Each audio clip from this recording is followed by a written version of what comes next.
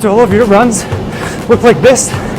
Well, if so, you're probably running too hard. Hi there, my name is Dr. Tanner Melnick, running specialist and physical therapist here at MoveMend Rehab and Performance. And in today's video, we're going to be talking about running intensity. I get a lot of people that ask me, how hard should I be running while I'm training? And the truth is, a lot of people are running too hard.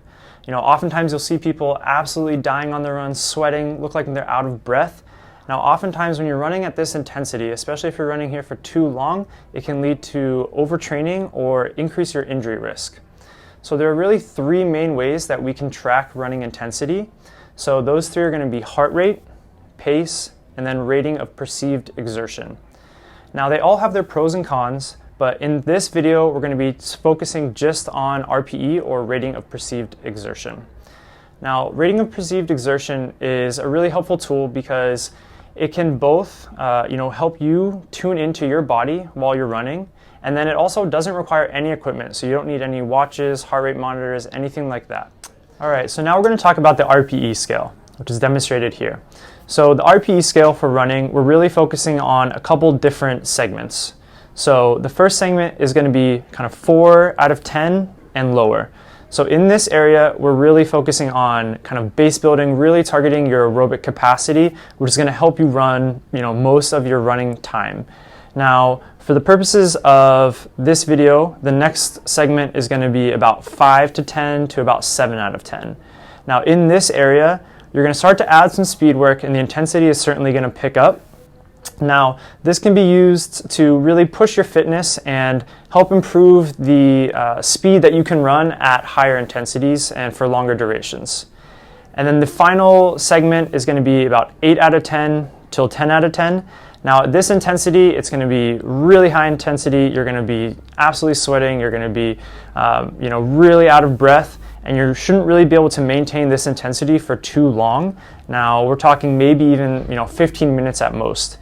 Now, when you're working at this intensity, certainly if you spend an extended period of time at these higher intensities, you are going to run the risk of overtraining and also injury risk, which is why you really shouldn't spend a lot of time here. Most of your running should be ideally spent at that 4 out of 10 intensity or lower.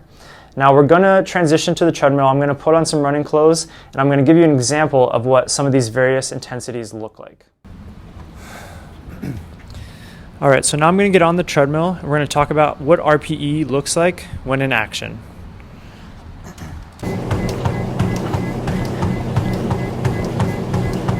All right, so this would be what a 4 out of 10 looks like.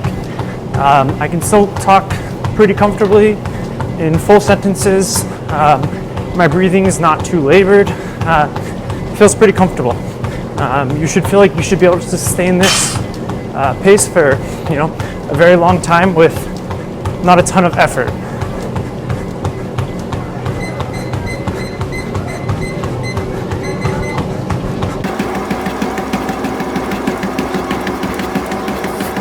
All right, this would be a 6 out of 10.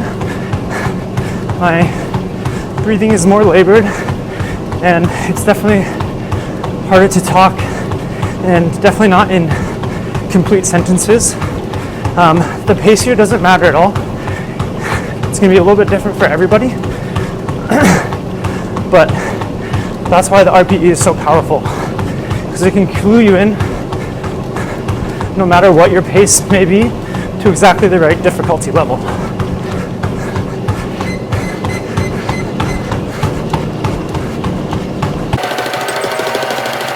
All right, and this would be what an 8 out of 10 on the RPE scale looks like. Breathing is much faster, and you can really only speak in short bursts. All right, so now that we've showed you what these different intensities look like, I just want to reiterate a couple of key points to take away from the video. So first of all, we really want to make sure that you're emphasizing and spending most of your time running at that 4 out of 10 intensity or lower. Now this is to really help you build your base and your aerobic capacity. Now if you look at any high level runner that you may see running marathons, it doesn't look like they're running that intense, and the truth is they're not. They've spent years training at these lower levels to help build up a really, really strong aerobic base. So while they may be running really fast, the intensity of that run is actually still pretty low, like a similar 4 out of 10 that you may experience.